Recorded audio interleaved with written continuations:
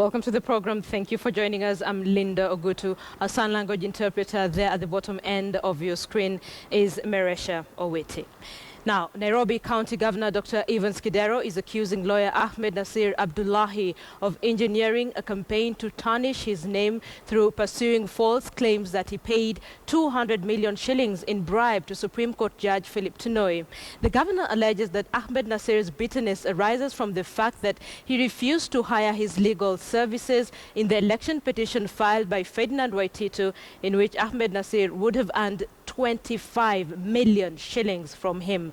He said this after appearing before the Judicial Service Commission Committee probing bribery allegations against Justice Tunoi. Patrick Amimo begins our bulletin tonight. Nairobi Governor Dr. Evans Kidero appeared at the Supreme Court of Kenya for a date with a special committee of the Judiciary Service Commission investigating bribery allegations against Supreme Court Judge Philip Tunoi. In November last year, former journalist Geoffrey Kiplagat saw an affidavit claiming Kidero bribed Justice Tunoi with 200 million shillings to influence outcome of a case filed by his gubernatorial opponent in the 2013 general elections, Ferdinand Waititu. In the affidavit prepared by lawyer Issa Mansour, Kiplagat claims he acted as a conduit in the bribery chain between the judge and Governor Kidero. The governor spent half an hour with the Judiciary Committee probing the allegations in closed-door sessions and shared his responses to the allegations. I don't know the judge. I've seen him on TV, and the closest ever I came to him was when my case was being heard. Secondly, the Katwa Kigen, I don't know him. I mean, I've only seen him. And there's no way that I could have given out any money for the determination of my case because I had a very, very strong case. On Saturday, lawyer Ahmed Nasir Abdullahi introduced a new twist to the scandal when he claimed through his Twitter account that the bribe money awarded to judges to rule in favor of Kidero was about 300 million shillings and not 200 million as reported earlier. Ahmed Nasir claims that 200 million shillings was for 4 judges, whereas 2 were paid separately. Kidero said Ahmed Nasir's claims are false and malicious. Because my case was solid, that's why even some of the advocates, like Ahmed Nasir, approached me and had a meeting with me, that he wanted to be part and parcel of my team. And I asked him why. He said he thought it was a very good and a strong case, except he wanted a lot of money. He wanted 25 million, and in cash and in advance. And since I had a very competent team, there was no need, and there was no need for me to pay him. And it's only after I said no to him, and he knows the details where we met, the people who were in that meeting are still alive, is when he crossed and went to Waititu. And I'm surprised that him in particular has been prosecuting this issue in media, and I can assure you that I'm going to sue, and I'm going to sue damn great. Lawyer Katwa Kigen also appeared before the committee to give his side of the story. Geoffrey Kiplagat says in his affidavit that Justice Tunoi received 200 million shillings bribe from Katwa Kigen. Kiplagat claims the money was in a very big brown briefcase and was given to lawyer Katwa Kigen, who handed it to Justice Tunoi. Katwa, who did not speak to the media, has dismissed the claims as false. Katwa, however, says he knows Kiplagat after he met him at his former workstation, Kas FM. Lawyer Andrew Musangi and his client Michael Njeru also appeared before the probe committee. Geoffrey Kiplagat claims Njeru telephoned him to enlist Justice Tunoi to assist achieve a favorable outcome for Governor Kidero. The truth? Yeah. Well, the truth is there's no such thing as a bribe being given to Judge Tunoi as far as we know. And that's what we're helping them establish. But they will make a decision. Let me not preempt them. Lawyer Issa Mansour was present and also gave his side of the story. He says though he prepared the affidavit on bribery allegations against Justice Tunoi, he has no vested interest in the matter. Justice Tunoi has accused lawyer Ahmed Nasir Abdullahi, a former Judiciary Service Commission member, of involvement in the Chief Justice succession politics in the judiciary and was determined to ensure that he was kicked out of service. Tunoi says allegations that he received 200 million shillings from Katwa Kigen or anybody else is false, evil and capricious. Kenyans will be watching with keen interest to hear the verdict of the Special Committee of the Judicial Service Commission on the bribery allegations facing the judiciary. Patrick Amimo, KTN News, Nairobi. So let's stay with that story by Patrick Amimo, and it forms the basis of a big question tonight. You're probing your mind. Do you think that the bribery claims against Tunoi are politically motivated? What do you think? You've had the accusations, counter-accusations. It is alleged that he received a bribe of 200 million. He has vehemently denied this. What do you think? Do you think the claims against him are politically motivated? Tweet us at KTN News, at KTN Kenya. You can also send a short message to 22155. Please begin with the yes or no response so that I'll be able to know which side you belong to. Then I'll be able to sample your views during this bulletin. So, in the same breath, Elgeyo Marakwet Senator Kipchumba Murkomen and his Nandi counterpart Stephen Sang are raising the alarm over what they say is existence of a cartel of extortionists working in cahoots with a team of lawyers to crumble the Kenyan judiciary by making it lose public credibility. The two leaders claim that the cartel may be responsible for the current woes facing Supreme Court Judge Philip Tunoi. The nature of judicial institution is expected to uphold very high standards.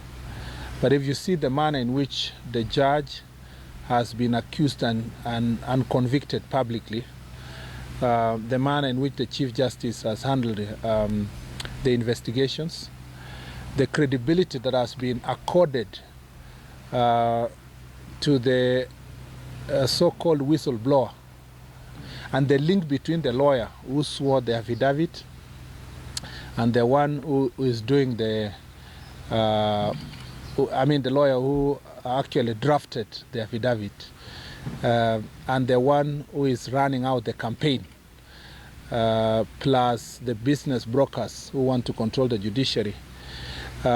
It actually, for us, it sends a very, very bad message about the leadership of Chief Justice Willie Mutunga, which points clearly to an existence of a cartel that is trying to drive the judiciary in this country.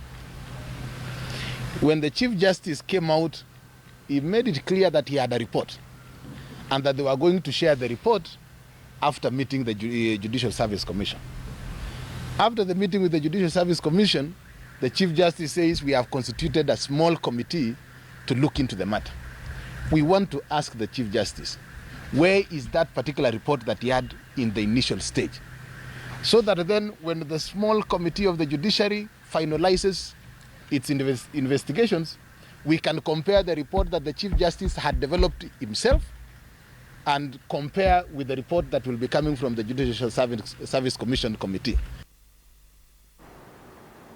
So those leaders claiming that there is a cartel of extortionists working in cahoots with a team of lawyers to crumble the Kenyan judiciary by making it lose public credibility. Remember, that story focusing on Philip Tunoi forms the basis of a big question tonight. We're asking you, do you think that the bribery claims against Tunoi are politically motivated? Let us know what you think.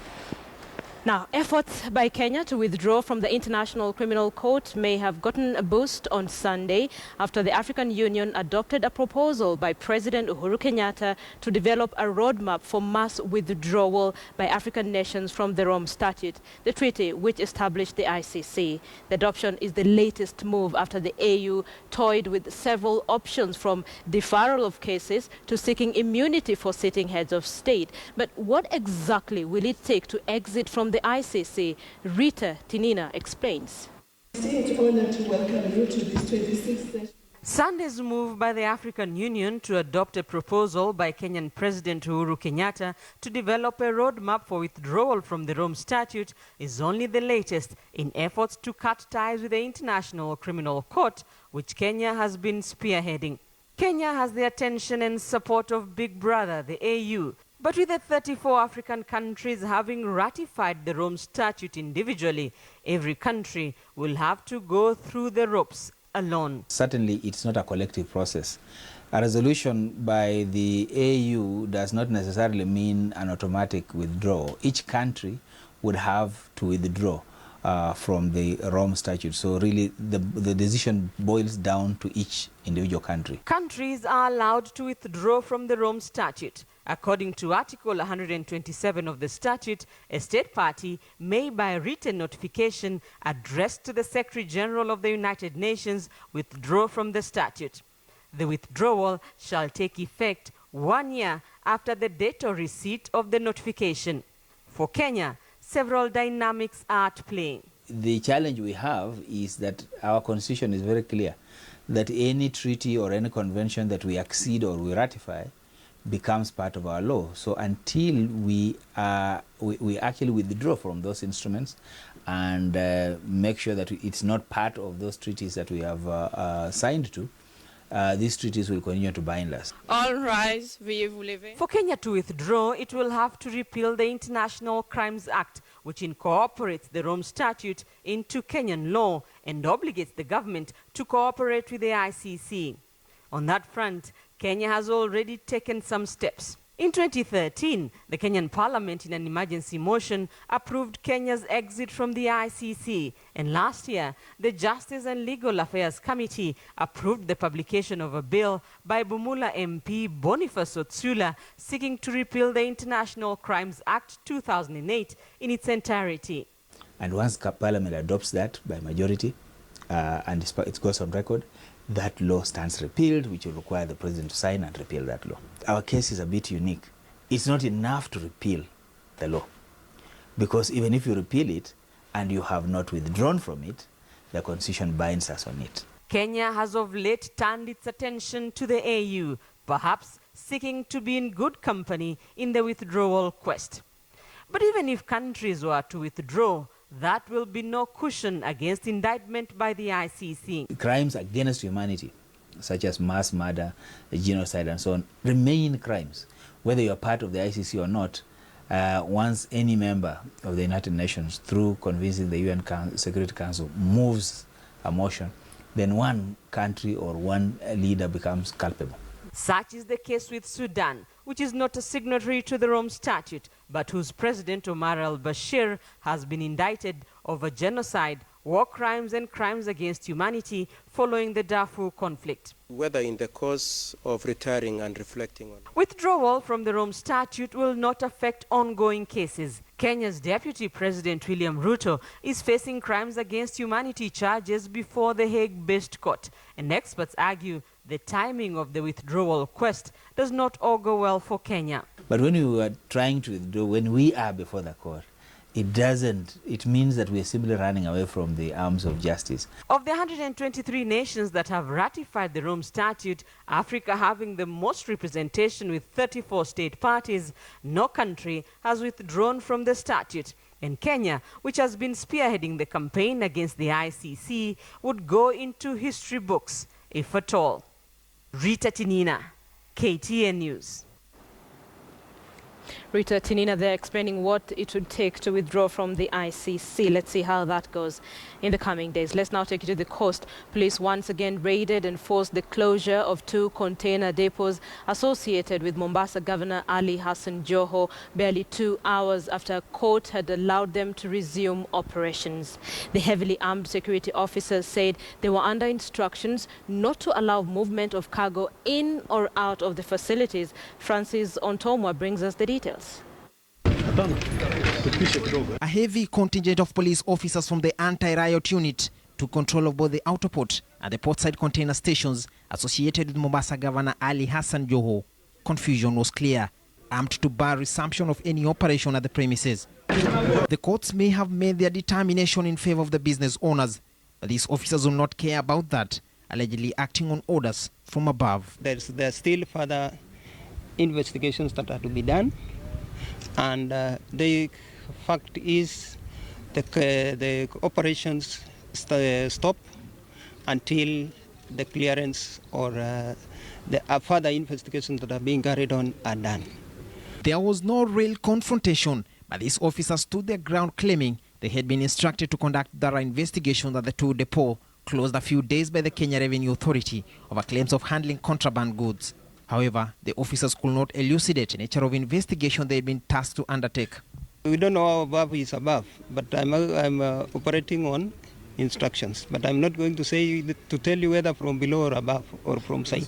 Earlier in the day, the freight terminals received court orders to prohibit Kenya Revenue Authority from locking the customs area. It's a very sad day again, because after all the efforts that have been done in terms of the issues that are pending in court, I don't think we have any other problems with the other agencies.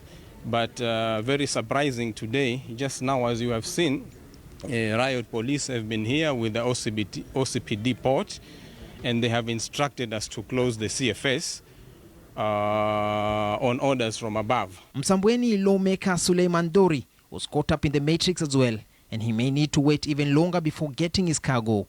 Njiraini, Chief Generali, Commissioner Generali na Inspector Generali, yeye hana kazi hapa. Hapa hakuna waizi. Sisi wote tumeleta mali yetu kwa njia ya haki. Hatuoni haja polisi waje hapa waanza kuharasu watu. Workers remain stranded, with some traveling from far distances to resume duties following the successful application in court. And the matter now spins yet another round of storm for a debate that has already heightened political temperatures in the coast region. Wale viongozi wenzetu ambao tuko katika upinzani, si kazi yetu sisi kulala na serikali kwa kitanda kimoja. Kazi yetu sisi ni kuona ya kwamba ni vipi tutaiangusha serikali kutumia demokrasia. Owners of the freight stations are alleging ill treatment by state organs. Despite a court order issued today morning, controversies keep spinning around the closure of the two freight stations. And now the plot thickens, with the police claiming that they're acting on orders from above. Francis Ontomwa, KTN News, Mombasa.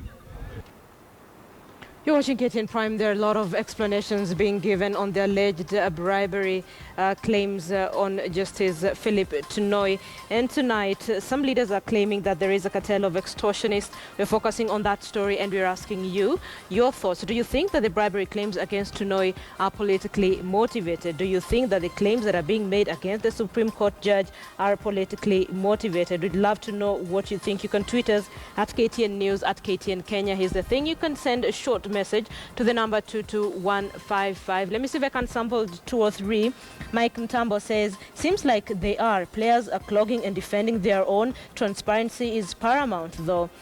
Somebody, Nation87 says, Tunoi's defense, it's connected to 2017. Kidero's defense, Ahmed Nasir wanted money from me. So what happened to factual defenses?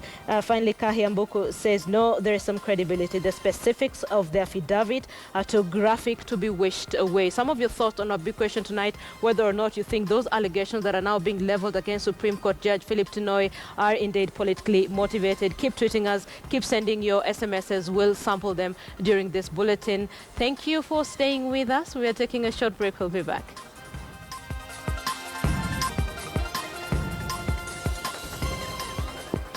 Welcome back. Thank you for staying with KTN Prime. Let's now focus on the relatively cheap fares that are now the bone of contention, especially in Nairobi. That is taxi commuters. To taxi commuters, the arrival of the aggressive US online taxi service firm Uber may have come as an affordable alternative, but the firm is already facing backlash from within the competition, with cases of violence against Uber cab drivers reported allegedly for offering relatively cheap fares. Our reporter Zinze Kibiko went out and spoke to both sides of this conflict. Here's what they had to say. Nilienda kuweka gari kando so that I pick my client. Then the rest of the taxi drivers came. I was surprised there was even a cop. And they came very fast telling, toa gari. Then I said, what's the problem? You yourself, you are here, you are parked here. Why toa gari? What's the problem?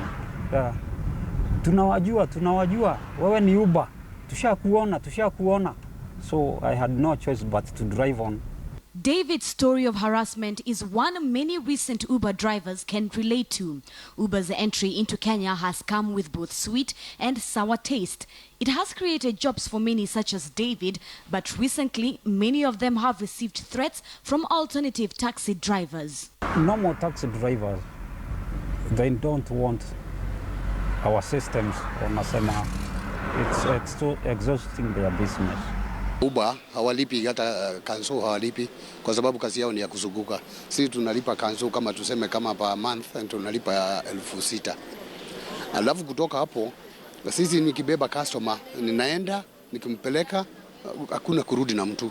The Uber team here in Kenya said it was important to note there are absolutely no reports of any Uber driver partners being killed. This is not the first time the taxi service has received such discrimination on the road. Yeah, we have experienced this before. For example, we've experienced it in Johannesburg, South Africa before, or certain taxi drivers do not understand that Uber is an open platform, it's open technology. And there are a large number of partner drivers on the platform who actually also happen to be taxi drivers. And this is true in South Africa, this is true in Kenya and Nairobi. And I think the long-term solution, and something which we are very, very committed to, is ensuring partnership with meter taxi operators. Nevertheless, let's look at the other side of the coin. It's a good idea. Imekuja imehelp vijana at least wamepata kazi, but to affect sisi ka wenye tulikuwa huko ama the usual taxi wa kawaida. The American taxi service Uber has seen a market growth here in Kenya since it started accepting cash payments. Initially, Uber only allowed debit and credit payments, which allowed Easy Taxi, its biggest competitor here in Kenya, a leeway into the market. However, for Uber drivers such as David, he tells me the reason that they are receiving the threats they are getting, it's due to their professional work and also the low prices. However, David says that teamwork can be enhanced more in order to tackle this problem. Yeah, but it's not that serious yenye nimesikia. Nimesikia some parts wanakatazwa kwenda like Western, like Variaked na huko pia nimesikia. So when I asked John, one of the affected taxi drivers in town, why not join Uber, his answer was simple. Wanataka gazile magari mpya na yangu imetembea kiasi sasa waweza wakubali gari yangu ni wajoin. It's hard kujoin cause wenyewe wanataka gari mpya. Pindon was like this our cars over here, wanataka gari mpya. And with those prices of that of theirs, to maintain your gari unajua itakuwa hard sana. Like profit wise is better than a normal taxi business. Sababu you get more customers. The father of two boys who was introduced to Uber by a long-time friend and former colleague says the technology has made it more effective to work. And despite being a victim of threats, he says it is not all taxi drivers who are against them. Mdefend juu pia unajua kwa kazi. Pia kutafuta kitenya ataekela kwa meza jioni. Mimi sitaki ati wasumbuliwe kwa sababu serikali iko na serikali itajua vile itafanya. For David Mwangi, the current taxi won't stop him from being behind the wheel by 6:30 in the morning. This is what now puts food on his table. Zinzi Kibiku, KTN News. Lots of conversation going on that story, more so on social media. We hope we can resolve it as soon as we can. Let's focus on security now. 5 people suspected of recruiting youths to join Al-Shabaab have been arrested in Nairobi's Kayole and Komaroke states. Police from Embakasi, who conducted the arrest, say 2 of the suspects are of Somali origin, while the other 3 are Kenyans. The 5 are detained at the Kayole police station.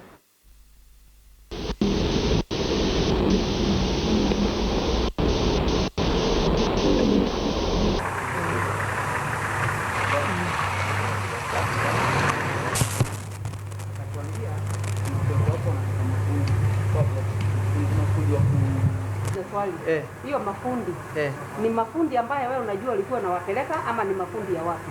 Ni huyu juu unajua ni fundi. Unaishi wapi? Mimi naishi Kariobangi South. Nikaelezea huyu. Kwa nini huku wapeleka Kariobangi South? Kitu ya kwanza niliongea na bwana dada yangu. Kwa nini huku? Nilianza na relative. Nilianza na ule mtu tuko close kifamily. Nikamwambia bwana dada yangu ni fundi. Unaona? Wacha nimuelezee asikie kama hii kitu ni mzuri. Ninafanya na mwenzangu anaitwa Nelson na tunafanya naye online biashara. Sasa Nelson wakati tunafanya ile online business aliintroduce sisi kwa huyu, akasema huyu anatoka Somaliland na anafungua. Right, let's take a global view now and turn our attention to the Zika virus that is causing worldwide concern. Experts are now warning African governments to be on the lookout for the viral infection that was first detected in Uganda nearly 70 years ago. The World Health Organization is warning that more needs to be done to stem the spread that has seen millions of people in the Americas infected and over 4,000 babies born with deformities. Trix Ingado reports. The disease that is spreading wide and fast across 23 countries and territories in the Americas has grabbed the attention and concern of health experts worldwide, with the World Health Organization declaring it a public health emergency of worldwide concern. And in many affected regions, the virus is strongly suspected to be behind unprecedented cases of microcephaly, in which babies are born with abnormally small heads and damaged brains. Back home, experts are advising that African governments and their respective health ministries remain vigilant against the Zika virus that has affected millions in the Americas in order to avoid similar outbreaks locally.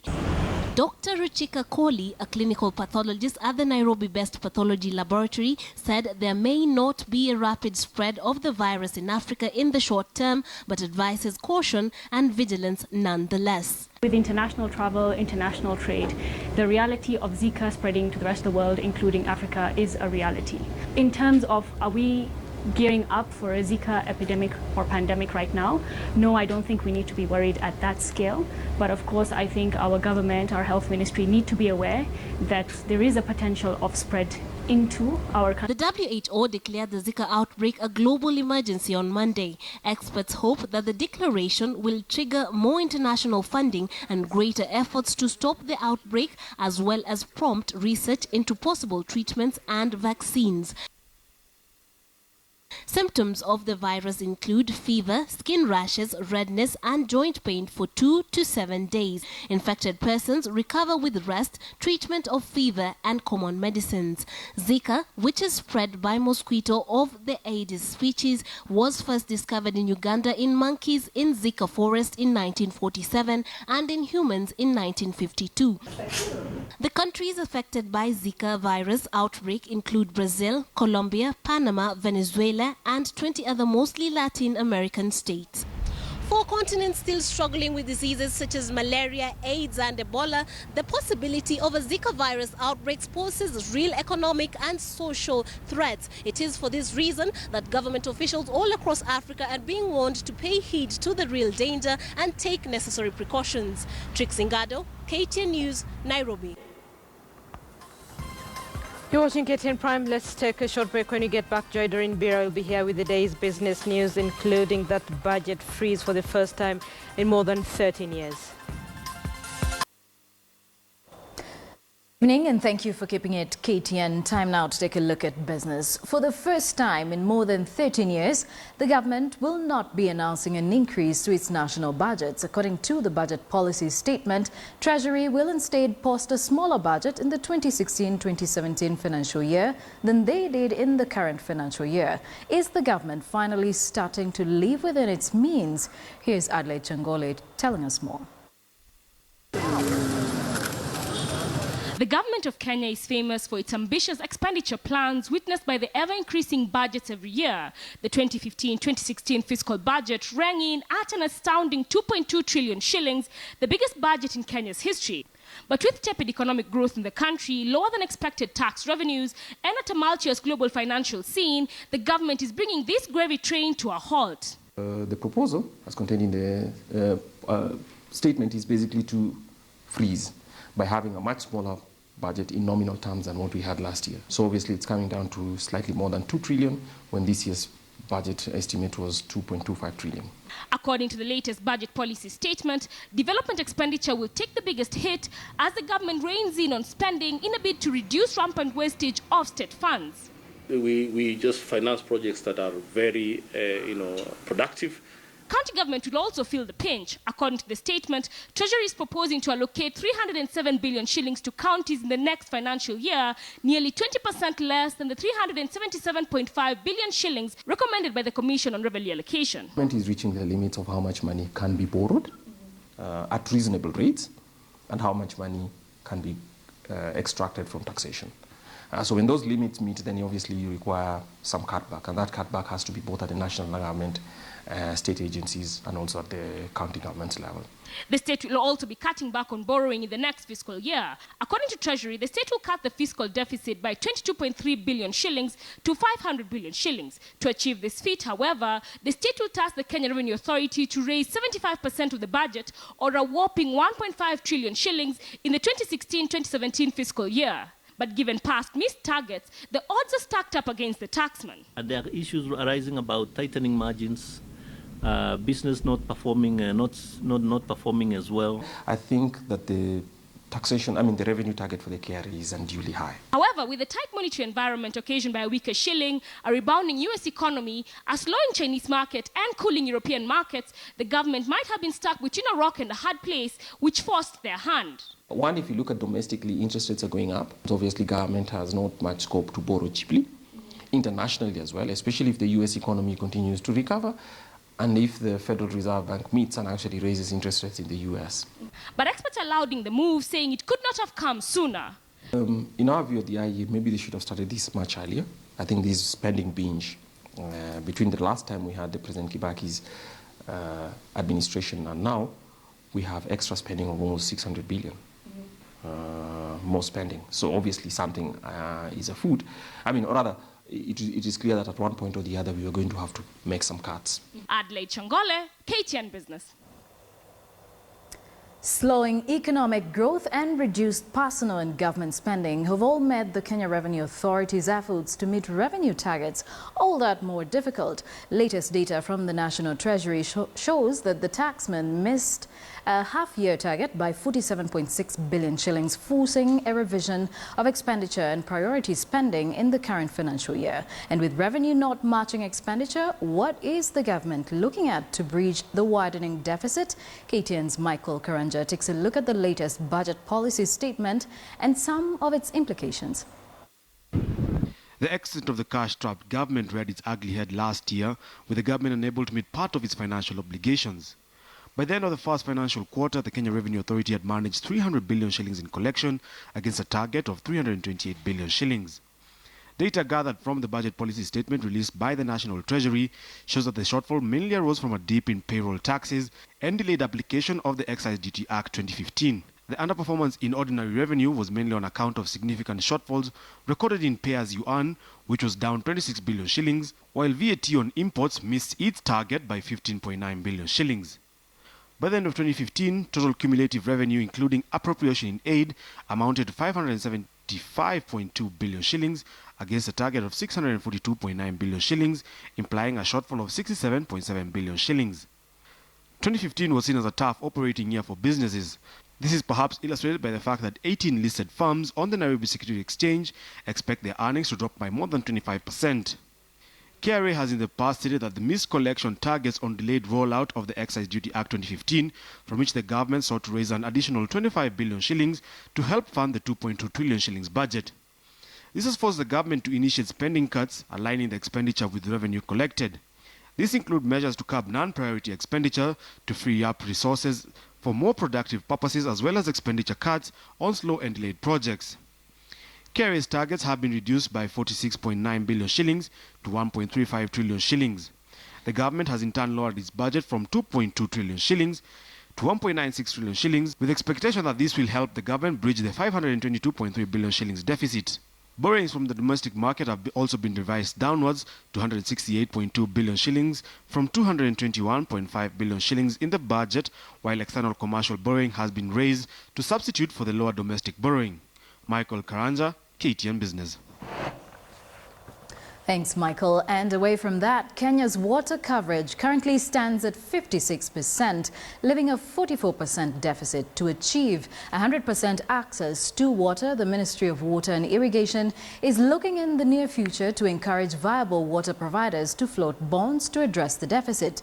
Kenya will need 1.56 trillion shillings by the year 2030, or about 100 billion annually, to increase access to safe water. The ministry's budgetary allocation stands at 40 billion shillings as per the 2015-2016 budget.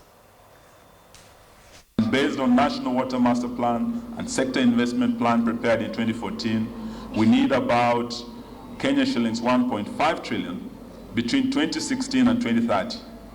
That is about Kenya shillings 100 billion annually against the current budget allocation of about Kenya shillings 40 billion. In order to address the deficit, the government has decided to explore other financing options where the private sector will play a key role in the sector development. This will enhance efficiency in utility management and therefore reduce non-revenue water, which is at about 40% against the current target of 25%. These financing options will include commercial financing and public-private partnerships, PPP. In future, we plan to have some of the viable water providers float bonds in the Nairobi Stock Exchange to raise funds for utility capital development. This obviously provides a huge opportunity for investment. And that's the Cabinet Secretary for Water and Irrigation, Eugene Wamalwa, talking about floating bonds to actually bridge that gap in the water sector. But now that's it for KTN Business. Do join me again tomorrow for yet another edition of KTN Business. But for more, do log on to our website, standardmedia.co.ke. My name is Joy Doreen Bira. Have a good night. Sports is up next.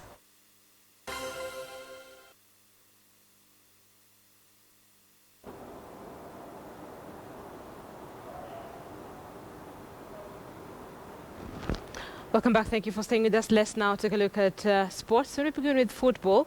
It was supposed to herald a new dawn in Kenyan football with the biggest community-based clubs, that is Gor Mahia and AFC Leopards, netting shirt sponsors. However, both sides will have to wait a little longer before the deals are agreed. Two factions, Leopards are threatening to tear the club apart, while rivalry between SportPesa and another betting company, Betway, is causing anxiety at the Green Army's den. Hassan Juma has the details. It was supposed to be celebrations at the Leopards' Den. After all, Betway betting company was making inroads into the Kenyan Premier League football scene, and thereby making it easy for Leopards players to join the coveted Barclays Premier League. The betting company is West Ham shirt sponsors. We hope to attract the young talent to AFC Leopards. Thank you. Because the opportunity to be able to send young players to the West Ham Academy, to go to training camps, to bring West Ham players in the off-season to Kenya. They are not making us to be slaves. We want this club to be self-sustaining.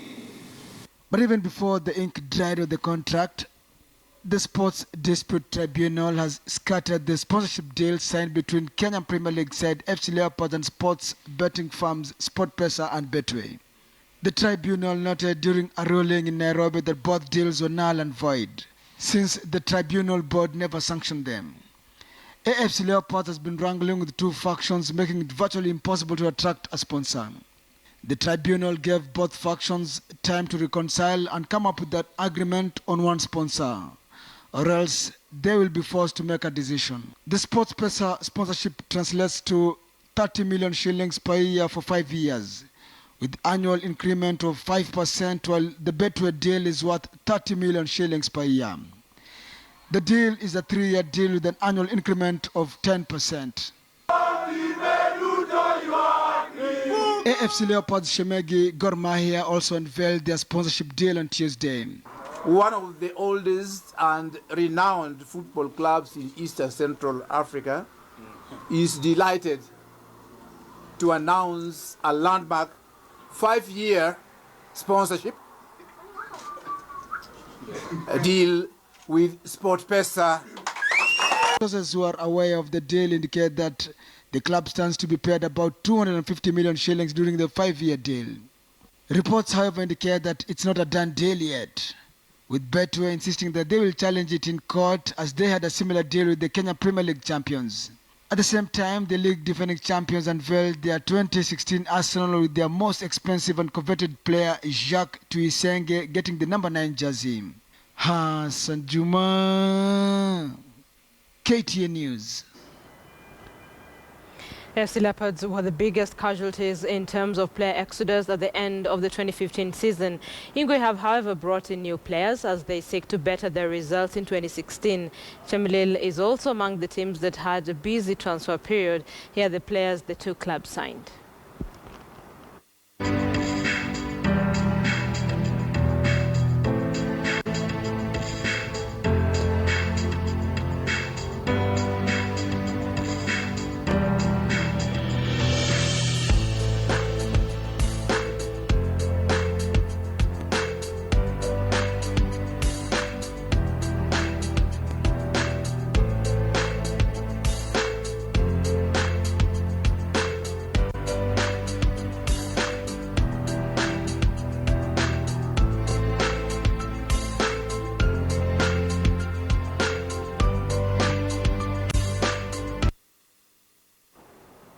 And that's Post News for tonight.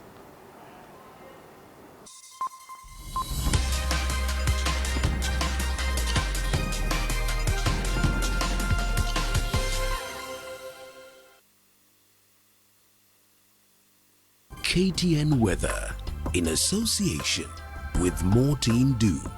Then let's teach these mosquitoes a lesson, because Mama has Morteen Doom, which makes mosquitoes go away and not come back the whole night. So you get a peaceful night's sleep all night long. Morteen Doom. A peaceful night is a Morteen Doom night.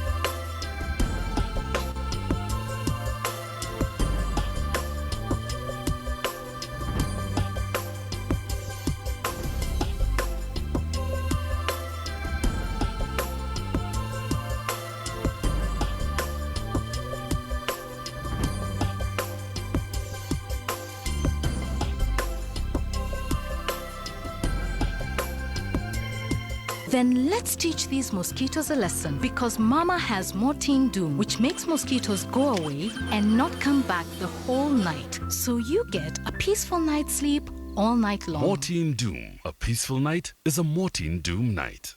All right, so Supreme Court Judge Philip Tunoy is alleged to have received 200 million shillings bribe. And that has raised such an argument from different sides of the divide. So tonight we asked you, do you think that the bribery claims against Tunoy are politically motivated? That Ike Ojuok says, not at all. The affidavit speaks for itself. TK22 says, politics has been a scapegoat for those who are being accused of committing crime. Let justice prevail.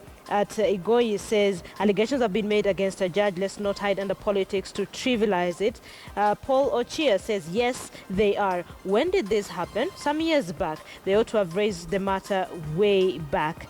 At St. Christian says, in Kenya, every accusation is somehow politically motivated. Ahmed Moyo finally says, yes, it smells of politics because it seems to come a year before elections. And why wait for long before blowing the whistle? Just some of your feedback on our big question tonight, whether or not you think the allegations being leveled against Supreme Court Judge Philip Tunoy are politically motivated. That is where we leave it on KTN Prime. Thank you so much for watching. Have a good night. We'll see you tomorrow.